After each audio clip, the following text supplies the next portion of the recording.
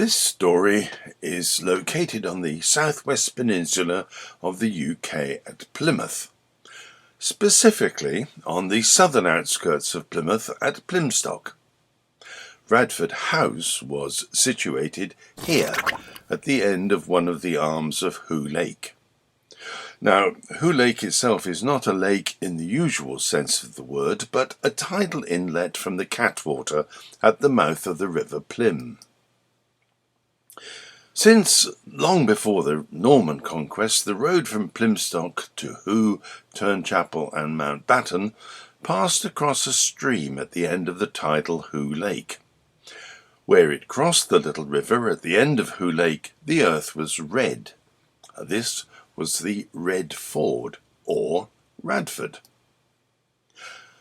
The Domesday Survey of 1086 showed that 100 acres of the Radford estate belonged to the monarch, and when King Henry I succeeded to the throne in 1100, he granted the manor to Richard de Redvers, who was one of his most trusted advisers. He probably pronounced it Reivers. His Devon estates probably consisted of around 180 Domesday manors, including Tiverton and Honiton, as well as the boroughs of Exeter and Plympton. His son, Baldwin, became the first Earl of Devon, and there are Redvers, or Reivers, roads in Tiverton, Plympton and Exeter. During the reign of King Henry III, that's 1216 to 1272, the lands at the eastern end of Hooe Lake were held by William l'Abbé.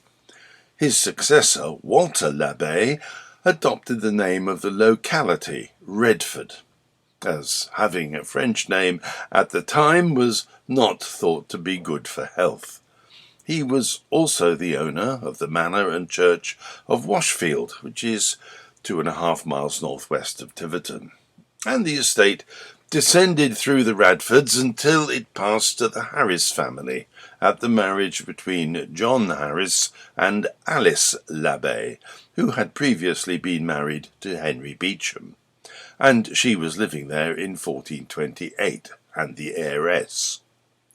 The house itself is sited in a very sheltered position, with high ground behind and to the west, and an open field area in front rising to higher wooded ground. Now, there were opportunities on the estate for a more prominent and commanding position, but, as the Reverend Sweet noticed on a visit, the situation was a sheltered one, and that, as I have already noticed, was a circumstance which in former times overbalanced the weaker pretensions of beauty of prospect. The Harrises originated in Cornwall, grew to be an extremely well-connected and important family. The hedgehogs in their coat of arms denote cunning and perseverance, while the crescents denote service to the Crusades, or just general loyal service. The motto translates as, "To remember your country everywhere." Now, let us jump forward to 1580 and Christopher Harris. Christopher Harris was MP for Plymouth and very friendly with Sir Francis Drake.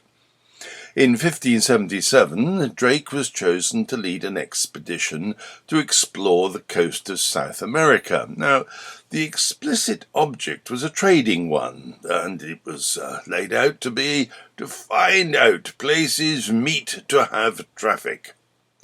Drake, however, devoted the voyage to piracy, without official reproof in England.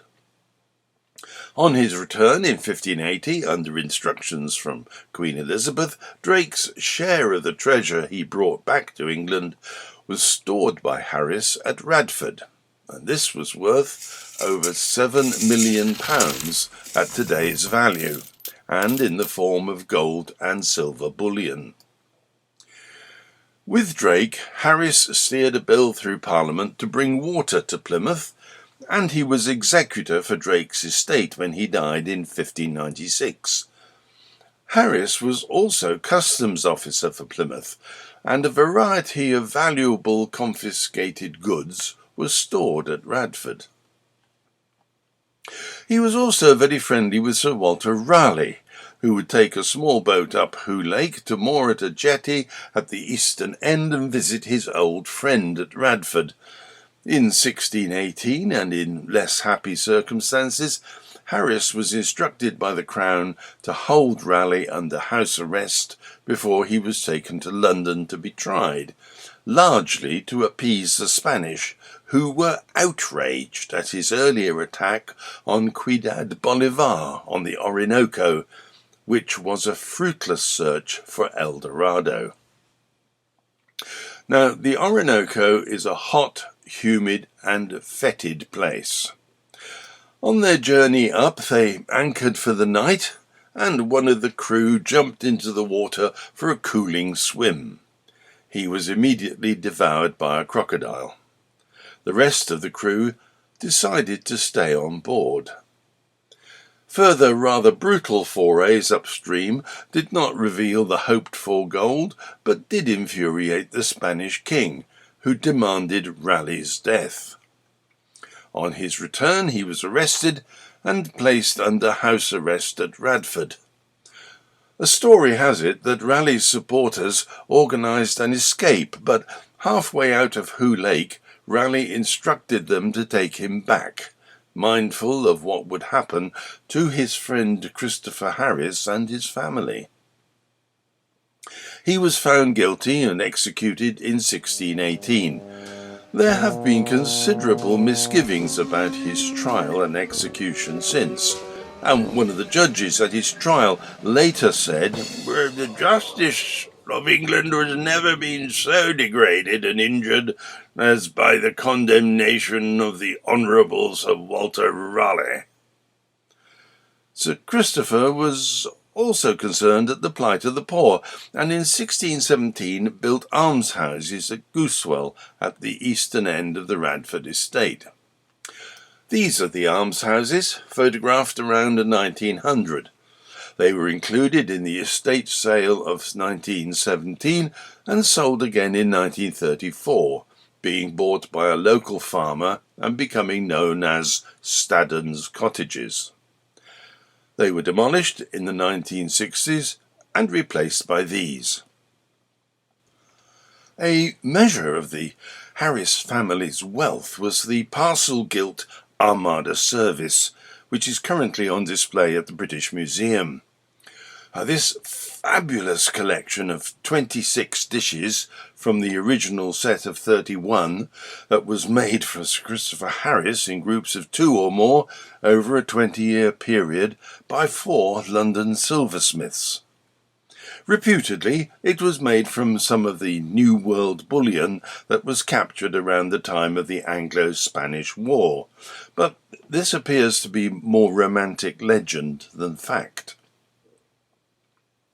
In this period, privateering was positively encouraged under licence from the Crown, and as Sir Christopher was Commissioner for Booty and in charge of the redistribution of seized goods, he could well have, shall we say, acquired some of the bullion.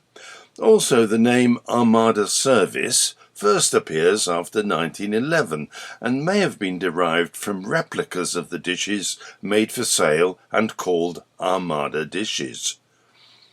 These are actually serving dishes, not dining plates, and at that time meals were not served in courses as we do now. Everything was placed on the table at once, buffet style. When Sir Christopher died in 1625, he had no surviving heirs from any of his 3 marriages, so the Radford estate and the silver plate passed to a royalist great-nephew, John. Now, during the Civil War, the parliamentarian forces were gaining the upper hand around Plymouth, so between 1645 and 1648, John Harris had the silver service buried at Brixton, at the eastern end of the Radford estate, to avoid its seizure by the parliamentary forces. unfortunately for the family, he died before he could pass on the exact location. The collection of 31 dishes lay undiscovered for 180 years, until it was found in December 1827 by a farm labourer who was digging a clamp or cave or root cellar for storing potatoes. After some legal wrangling and understandable reluctance on some parts, Mr. Thomas Splatt of Brixton House, the farm owner, passed it back to the Harris family. Brixton is about 3.5 miles from the house. The arrow marks the site of the discovery. The story of the lost dishes, or Radford treasure, was well known. Until it was found in Brixton, the caves on the estate were thought to be the most likely place for hiding it and attracted much attention from treasure seekers. In 1885, 23 of the dishes were sold in London to Attenborough & Son, Fleet Street, for £1,255, and bought from them by Albemarle Cater, who had married a distant relative of the Harris family. Sometime later, he was able to buy 4 saucers, possibly directly from the Harris family. He died in 1906, and his widow put 26 items of the service up for sale at Christie's in 1911. They were bought by the London silver dealers Crichton Brothers for £11,500, and from whom they were subsequently purchased by Sir John Crichton Stuart, who was the 6th Marquess of Bute. In 1992, the British Museum purchased all 26 dishes in a private treaty sale with Sir John for £900,000, and this left 5 dishes unaccounted for. Then, in 2009, 2 turned up for sale at Lawrence's Auctioneers in Crewkerne. The British Museum inspected them and suggested that Exeter or Plymouth Museum might be a suitable home for them, but in the end no institutional bid secured them, and they were bought by Alistair Dickinson on behalf of a private client, which indicates that there are still around 3 dishes out there somewhere. Jumping ahead a few generations of the Harris family, who went through some hard times as royalist supporters during the Civil War, but survived, and indeed did well, becoming bankers in association with the Bulteel family of Fleet, a daughter of which had married Mr. John Harris in 1783. And between them they established the Naval Bank of Plymouth, which initially prospered. They had 14 children. The eldest, also called John, is shown here. He and his father worked for several years around 1800 on making significant alterations to the Radford estate, as we shall see later. Radford House, while substantially Elizabethan in origin, had been significantly altered over the decades with the addition of new wings and Georgian facades. This photograph shows how the west wing appeared in 1929. It consisted of a central block with 2 long wings, one at the west and the other at the east, so forming a U shape facing south. These wings partly enclosed a forecourt which contained the main entrance. North of the central block was a small courtyard between a northward extension of the 2 wings. The east wing was slightly smaller than the other 2 wings and was probably the oldest part of the house. Comprising over 50 rooms, it was one of the largest houses in the area, with an architectural style and prestige on a par with Lanhydrock in Cornwall. If we look again at William Payne's painting of 1793, we get some idea what the original house looked like then. Now there is another very similar house still standing. Hooe House, constructed by Humphrey Beaumont in 1572, and now part let to the Pig at Hooe Hotel and Restaurant at Gittisham near Honiton. There are few photographs or pictures generally of the interior of Radford. This illustration shows a typical Elizabethan dining room with oak panelling and heavily decorated ceiling. Radford would have followed this style to an extent. Sir Christopher Harris's naval connections meant that he regularly entertained the finest captains in the fleet. He also hosted the Armada Victory Celebration Banquet, which was attended by Sir Francis Drake, Sir Walter Raleigh, Howard and Hawkins, amongst others. And this picture shows what is believed to be the Radford dining room used for such entertaining. This rare photograph of the dining room shows it was an impressive room, described by Copeland as being richly panelled in oak with large tables built into the walls at each end. It was in this room that Sir Walter Raleigh was held in 1618 for 8 to 10 days following his arrest, and led to its naming as the Sir Walter Raleigh Room. Following the demolition of the house, the panelling disappeared, and, despite a false lead that it might be in North Carolina, its whereabouts remain a mystery. The original Elizabethan building was significantly updated during the Georgian period, during which time almost all traces of the earlier house were removed or covered up. In the late 1600s, the east wing was added, followed in the middle of the 1700s by the west wing, and during the later alterations, the large sash windows were inserted and the external walls plastered. The semicircular bay in the west wing was probably added at the same time. The older east wing still retained the architectural features which marked it out as an earlier building, with dormer windows, hipped roof, and numerous lofty brick chimney stacks. Around 1800, John Harris reached an agreement with the Duke of Bedford, whereby they exchanged some lands in order to tidy up the rather complicated boundaries of their respective estates. John Harris could now realise one of his dreams. The arrangement with the Duke gave him the land to the east of the creek, and around 1815 he built a dam across the western end to create a permanent lake fed by the small stream. The shallow end of the lake by the house was made into a series of water gardens, with lilies and other flowering plants, little rills and bridges and food plants, such as watercress, while the deeper part was stocked with fish and waterfowl. For this reason, the area became known locally as the Duck Ponds.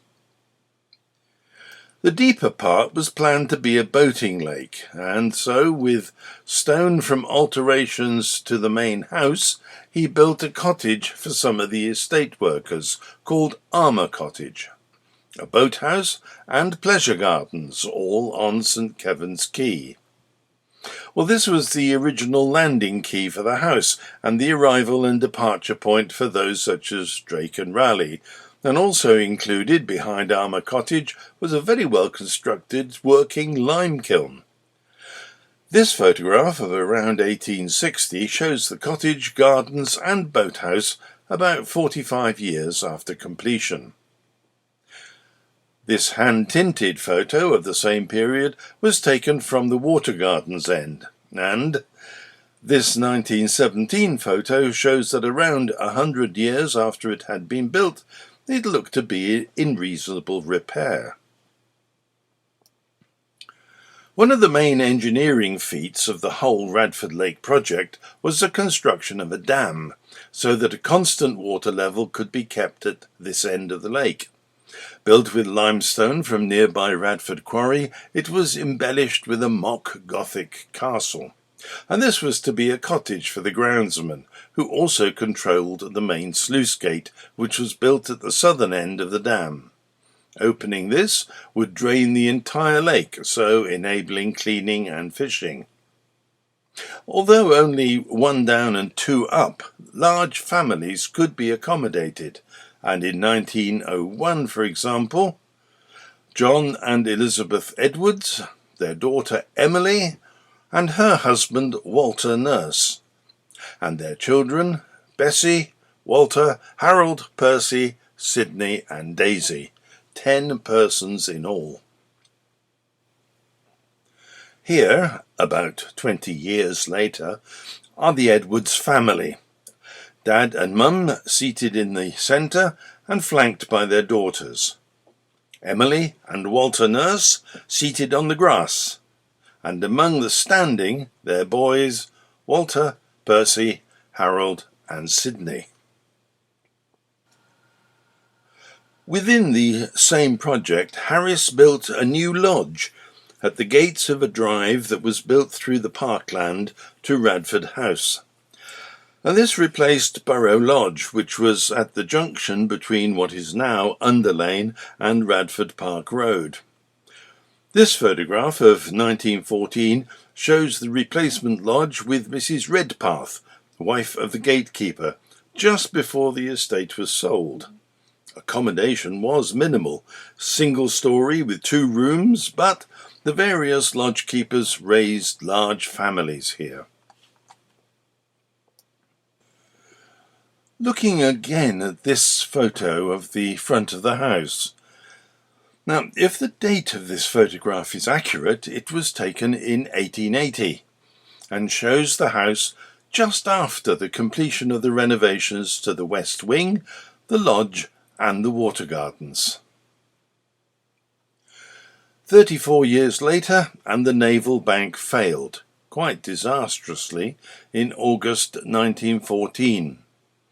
Frederick Thomas Bulteel, one of the partners of the bank, and who had inherited the Radford estate by virtue of his father's marriage into the Harris family, was forced to sell the house and estate, which was now part of the bank's assets. The bankruptcy court also sentenced Frederick and his business partner, Mackworth Parker, to 6 months' imprisonment for fraud. This photograph is from the sale details. A sizable estate of 602 acres, giving an income of £2,072 per annum. The estate was bought in 1917 for £11,000 by William Billy Mitchell, a prominent local businessman, dignitary, tidal corn miller and landowner, known locally as the uncrowned King of Plymstock. Here photographed with his wife Priscilla. As he preferred to live in his other house, a then modern Edwardian villa nearby called Rockville Park, Radford House was let to various tenants, including a Colonel Parker and Mrs. Jarrett Bell, who was widow of the director of the Royal Dockyard, Devonport. Billy Mitchell owned Pomfret Tidal Mill, now demolished for Morrison's supermarket. 2 years later, in 1930, Billy Mitchell died suddenly of a heart attack while addressing the county council at Exeter Castle. The final tenants of Radford House were the estate lodge keepers, a married couple who conducted guided tours of the house, which were apparently enlivened with tales of treasure, tunnels and ghosts, and who are probably mostly responsible for the legends. Much of his estate was donated to charities, but Radford House passed to his 15-year-old son, W.A. Gordon Mitchell. And by this time, the condition of the house was deteriorating rapidly through lack of use and vandalism. The theft of many internal fixtures and fittings only accelerated the decline. The son's trustees, his mother and Mr. Everson, employed experts to assess the house and suggest possible uses. However, the structure of the house was judged to be so compromised that it had passed the point of economic repair. So, as with many houses in the 1930s, the end was due to a combination of factors, not least of which was the immense cost of maintaining such a large house. Now, this is the house in 1930. However, 5 years later, a report in the Western Morning News, dated July the 27th, 1935, describes it as a rambling old ruin falling into a state of irreparable dilapidation, which is of such a size that no modern landowner would purchase it for his own use. The report continued, "Recently, intruders have broken into the house and have damaged the walls and mirrors in an attempt to take away some of the more valuable fittings." After attempts to sell the property had failed, inquiries were made with a view to an historical organisation taking it over, but these efforts were also unsuccessful. In 1937, demolition work started with a team of 7 men, and in 6 days they had reduced the house so that nothing remained on site, leaving only the gardens, lodges, farms and cottages. The park was then sold for housing, while a news report stated that development will be controlled and the estate of fine treelands reaching down to Radford Lake with the old abbeys will be preserved intact. Well, this did not quite happen. Just what the old abbeys were is a bit of a mystery, but being a newspaper report, it's likely to be a typo for arbours. In 1956, Gordon Mitchell transferred the lodges, lake and most of the North Park to the council for use as a recreational area, and in the 1960s what remained of the estate was sold for housing. And this is what now covers the old estate. And on a small block of stone on the grass, all that remains of Radford House. Only 2 properties of the original estate remain, Radford Lodge and the castle. The lodge passed into private ownership and underwent some renovation and appropriate extension, and the castle remained in Plymouth City Council ownership and was home to several families, the last being an artist who used it as a pottery studio. She left in the 1970s. The building is structurally untouched from the day it was built. Running water, electricity and a septic tank sewage system have been installed, but no exterior alterations made, as can be seen in this 2006 photograph. Viewed from the south, one can see how the castle spans the entire width of the dam. The archway originally held gates, which were opened by the gatekeeper to allow passage across the dam. The main sluice gate is built into an archway under the southern end of the dam, and the turn shaft for raising and lowering the gate can just be seen in the grass. The exit into Hooe Lake is guarded by the left wall. It seems to have been the intention for the duck ponds to have been a freshwater lake.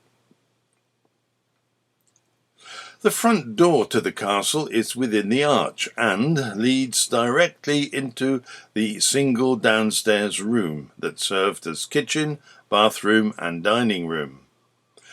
A separate toilet occupied the small extension to the left, and the main living area, which was a combined kitchen and living and a dining room.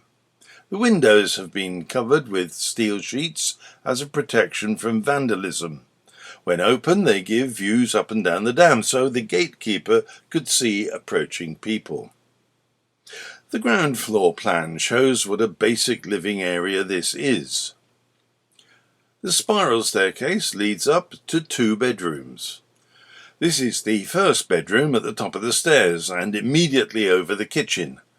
The walls are, as throughout the building's interior, unrendered limestone with a white lime wash, and there are clear signs of damp caused by a leaking roof. A doorway with no visible hinge fixings leads into the adjacent bedroom, which is situated over the arch and has a view over Radford Lake. Radford Lake and some of the surrounding area remains the property of Plymouth City Council, although St Kevin's Quay is now a complete ruin.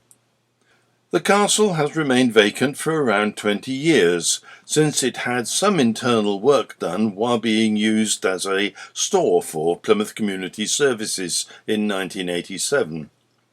Various parties have shown interest in taking it on, and in 2021 it had been leased to a person who is planning to convert it into a holiday let.